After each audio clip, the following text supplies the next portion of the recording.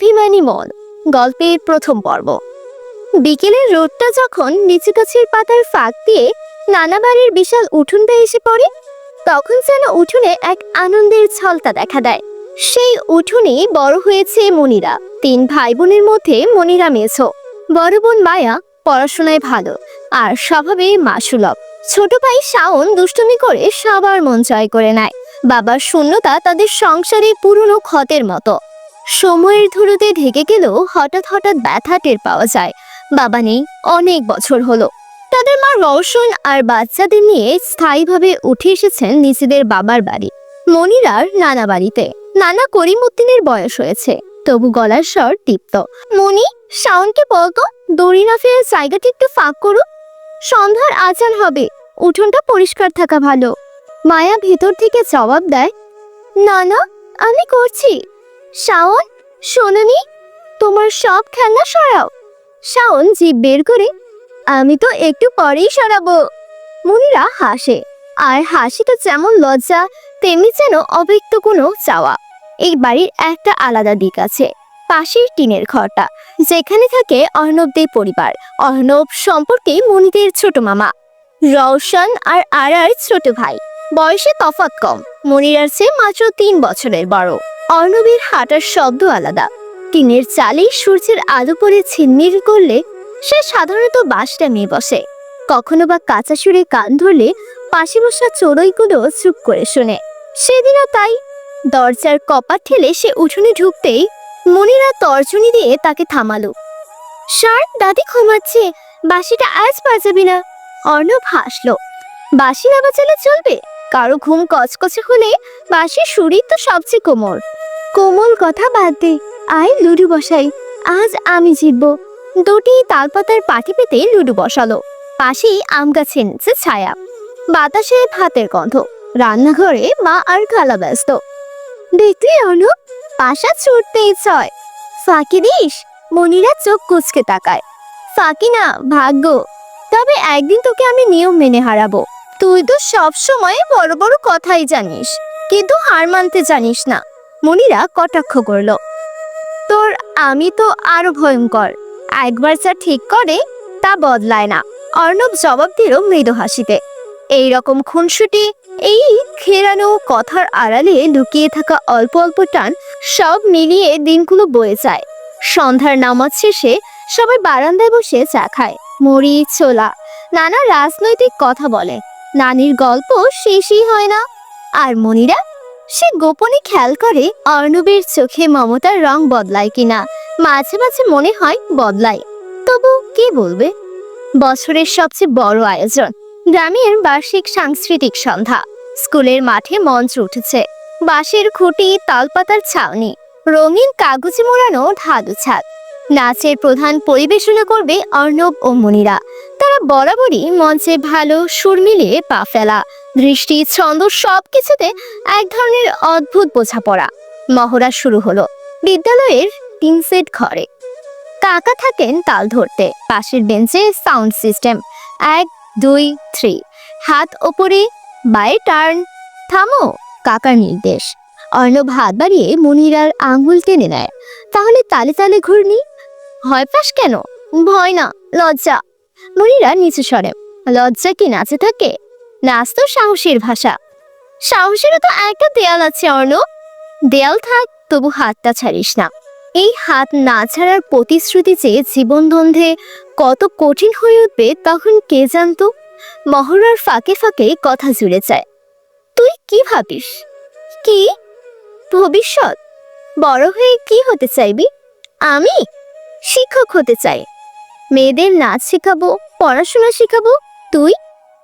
আমি আমি হয়তো একটা চাকরি। তবে একটা স্বপ্ন আছে। কি স্বপ্ন?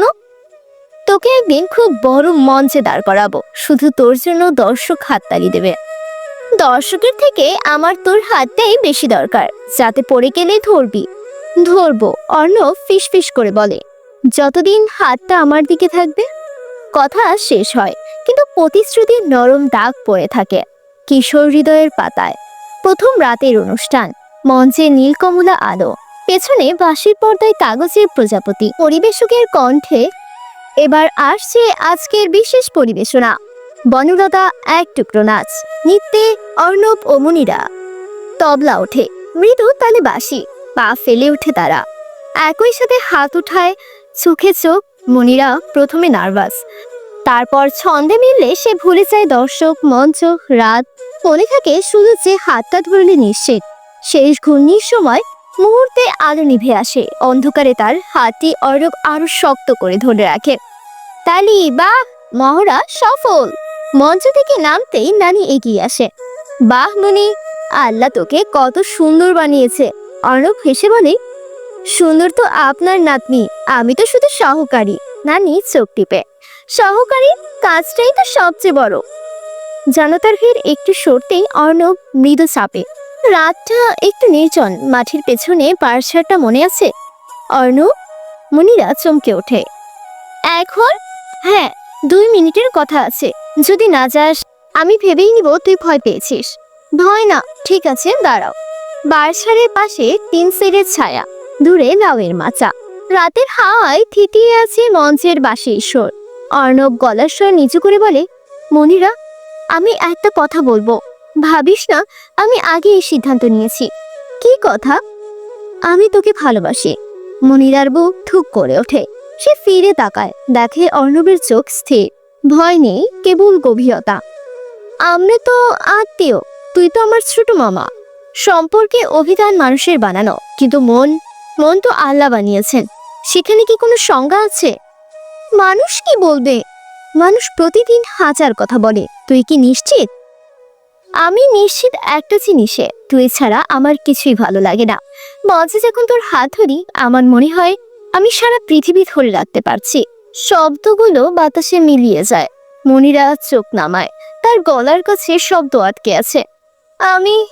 আমিও তোকে ছাড়া থাকি কিভাবে জানি না।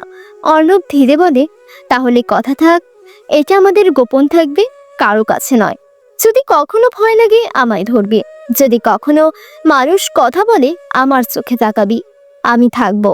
সেই রাতে তারা প্রতিজ্ঞা করে, এই সুর কেবল আমাদের। নিশ্চিত এক ভালোবাসার প্রথম নরম বীজ মাটিতে পুঁতে দেওয়া হয়। দিন বদলাতে থাকে। সকালে পড়া, দুপুরে উঠোন, সন্ধ্যায় মঞ্চের অনুশীলন। গোপনে চিরকুট যায় আসে, কখনো বইয়ের ভাঁজে, কখনো আম গাছের গোড়ায় রাখা পাথরের নিচে। আজ রাতে ছাদে উঠবি? চাঁদ উঠলে? মনি, তুই যদি একদিন দূরে চলে যাস? কোথায়? যেখানে আমি পৌঁছাতে পারবো না। আমি দূরে যাব কেন? জানি না, জীবন কখনো জোর করে দূরে পাঠায়। তাহলে তোর বাঁশি বাজানো আমি শুনে ফিরে আসব। সব জায়গায় কি বাঁশির সুর পৌঁছায়? আমি তো তোর কাছে আছি, তাই না? আছিস, অর্ণব ফিসফিস করে বলে, আর থাকিস। মাঝে মধ্যে ছোট ছোট ভয় এসে দাঁড়ায়। মায়া আপা খেয়াল করে বোনের মুখে নতুন অদ্ভুত আলো। শাওন হঠাৎ প্রশ্ন করে, আপা, তুমি আর ছোট মামা এত নাচো কেন? আমরা নাচ ভালোবাসি তাই। তাহলে আমাকেও শেখাও। শিখবি? মনিরা চুল এলোমেলো করে। মা চোখ রাখেন মেয়ের দিকে। গ্রামের মহিলাদের কথাবার্তা তিনি জানেন। তিনি মেয়ের চোখের উজ্জ্বলতা দেখে কিছু বলেন না। তারও তো ছোটবেলা ছিল, তিনিও তো একদিন স্বপ্ন দেখেছিলেন। স্বপ্নকে আজরাত চাদরে ঢেকে রাখা যায় না। এক বিকেলে বাজার ফেরার পথে রওশন আর হঠাৎ অর্ণবকে বললেন, শোন, তুই মনিরাকে নাচটা একটু কম শেখাস, মানুষ কথা বলে। অর্ণব থমকে যায়। আপা, মানুষ তো সবসময় কথা বলে, তবুও মনি মেয়ে মানুষ। আপা। অর্ণব নরম কণ্ঠে বলে, আমি আপনার মেয়েকে একটা হাততালি ভরা ভবিষ্যৎ দেখাতে চাই। রওশন আরা চোখ নামালেন। সাবধানে। শরৎ আসে, আকাশে ভাসে সাদা মেয়ে। স্কুলে বার্ষিক পরীক্ষা, তবু রাতে তারা মহড়া দেয় এবং সামনে জেলা শহরের মঞ্চে আমন্ত্রণ। এই প্রথম বাহিরের মঞ্চ। রওশন আরা মনিরাকে সেলাই করা নীল জামদানির শাড়ি তুলে দেন। মঞ্চে পড়িস। মা, এটা তো তোমার সবচেয়ে প্রিয় শাড়ি, আজ থেকে তোর প্রিয় হোক। অর্ণব দেখে নীল শাড়িতে মনিরাকে দেখতে অনেক ভালো লাগবে। তোর হাসি দেখে দর্শক শোরগোল তুলবে, সে বলে। আমার হাসি তোকে দেখে আসে, মনিরা জবাব দেয়। আর আমার সাহস তোর চোখ দেখে। জেলা শহরের মঞ্চ, আলো, শব্দ, মানুষের ভিড়। পরিকল্পনা অনুযায়ী দ্বিতীয় পরিবেশনায় তাদের নাচ। প্রথম পরিবেশনার আগেই অর্ণব এক পণে ফেলে নেয়। শোন, আজ যদি হাত কাঁপে আমার দিকেই তাকাবি, কাঁপবে না। তবু আমি আছি। সঙ্গীত চড়ে, তবলা দৌড়ায়, তারা মঞ্চে। অর্ণব তাল অনুযায়ী হাত ছেড়ে দেয়, আবার ধরে। শেষ ভঙ্গিমায় যখন আলো পড়ে মনিরার মুখে, সে দেখলো প্রথম সারিতে মা উঠে দাঁড়িয়ে তালি দিচ্ছেন। সে কি দেখলো? মায়ের চোখে গর্বের জল। পর্দার আড়ালে ফিরে অর্ণব খুব ধীরে বলে, দেখলি, তোর জন্য পৃথিবী তালি দিচ্ছে। আর আমার পৃথিবী? আমার পৃথিবী তো তুই। শব্দটা শুনে অর্ণব মুহূর্তের জন্য স্তব্ধ। তার কণ্ঠে জড়ানো আবেগ। মনি, এই কথাটা আমি বুকের ভিতর রেখে দেব। আর কখনো যদি সাহস হারাই, এটা খুলে পড়ব। সম্পর্কটা জানলেই কত হাওয়া যে উল্টো হবে। মায়া আপা একদিন রাতের খাবার সময় আলাপ করে, মা, আমাদের নাচে নাকি নাম উঠেছে শুনলাম। রওশন আরা মুচকি হাসেন। আমার বোনের নাচে দেশের নাম হবে দেখো। মায়া চুপচাপ মনিরাকে দেখে, জিজ্ঞেস করে না, মনিরা, মন যদি কখনো ভারী হয় আমাকে বলিস। কি বলবো আপু? মন যা বলতে চায়। মন তো সব কিছু সবসময় বলে না। মনিরা মৃদু হাসে। মায়া মাথায় হাত রাখে। শীত নামে, ঢেকির শব্দ, পিঠার গন্ধ, কুয়াশা, মঞ্চের অনুষ্ঠান কমে, কিন্তু ছাদে তাদের দেখা বাড়ে। এক রাতে অর্ণব বলে, মনি, আমি একটা ভয় পাই। ভয়? আমি যদি তোর হাত ছাড়তে বাধ্য হই? মনিরা তাকিয়ে থাকে, নরম স্বরে উত্তর দেয়, হাত ছাড়িস, মন ছাড়িস না রে। মনে যদি ছাড়তে হয় তাহলে তুই মিথ্যে বলবি, কারণ মন ছাড়ানোর ক্ষমতা আমাদের নেই, মন নিজের। অর্ণব দীর্ঘশ্বাস ফেলে। তোর কথা শুনে মনে হয় তুই আমার সবচেয়ে বড় সাহস, আর তুই আমার সবচেয়ে বড় ব্যথা। যদি চলে যাস। যাব না। একদিন দুপুরে নানার ডাকে সবাই বারান্দায়। তিনি হিসেব মিলিয়ে বললেন, অর্ণব, বাজারের দোকানদারের টাকাটা পরিশোধ করতে হবে। তোর ভাইটা ঢাকায় আছে, চিঠি দিয়েছে, তুই একটু দেখিস। জি। অর্ণব মাথা নাড়ালো। রওশনেরা খাবার বাড়তে বাড়তে তাকালেন।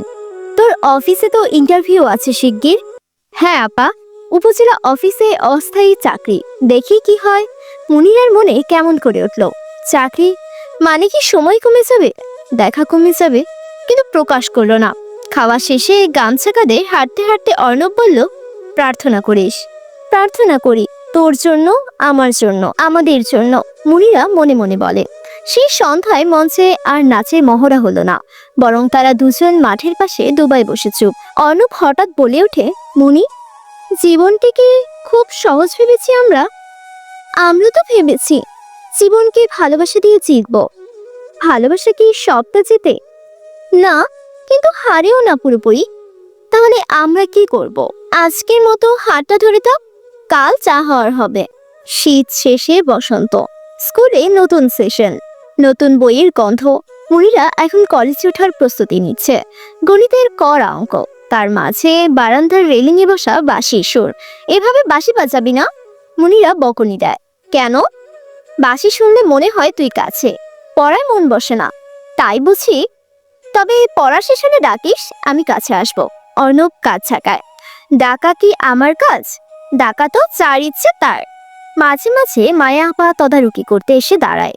অর্ণব, তুমি যেটুকু শেখাও ভালো, কিন্তু সময়টা একটু খেয়াল করো, রাত বেশি হলে নানা রাগ করবে।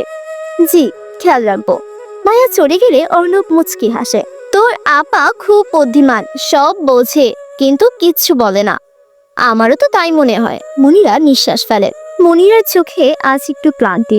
অর্ণব জিজ্ঞেস করে, কি হয়েছে? পড়ার চাপ। আর আর তোর কথা ভাবি বেশি। অর্ণব থেমে তাকে দেখে। সে দৃষ্টি নরম করে, তবু তার গভীরে কোথাও একটুখানি অচেনা ভয়। মুনিরা বুঝতে পারে না ভয়টা কিসের। সে কি ভবিষ্যতের, মানুষের কথার, নাকি কোনো অঘটনের ছায়া ইতিমধ্যেই তাদের চারপাশে ঘোরাফেরা করছে? তবু এই শৈশব যৌবনের সীমানা কাটানোর দিনগুলোই তো তাদের ভরসা। রাতে শোবার আগে নানি আলোর নিচে জপমালা ঘোরাতে ঘোরাতে বলতেন, আল্লাহ সব ভালো করবেন। মনিরা চোখ বুজে ভাবত, ভালো যদি মানে হয় আমরা একসাথে থাকবো, তাহলে আল্লাহ ভালো করবেন তো। শ্বাস দীর্ঘ হয়, কান্না আসে না, শুধু মনে হয় কেউ যেন দূর থেকে তার নাম ধরে রাখছে। মনি। এখনো সে জানে না ডাকটা কে দেয়। হয়তো সময়, হয়তো নিয়তি, হয়তো অর্ণবের ভয় ভীষণ ভালোবাসা। আর অর্ণব, সে রাতের পর রাত ছাদের কিনারে বসে, আঙুল বাসি না ঘুরিয়ে শুধু তাকিয়ে থাকে আকাশের দিকে। তার মনে চলতে থাকে একটানা এক কথাই, তোকে কখনো ছাড়বো না।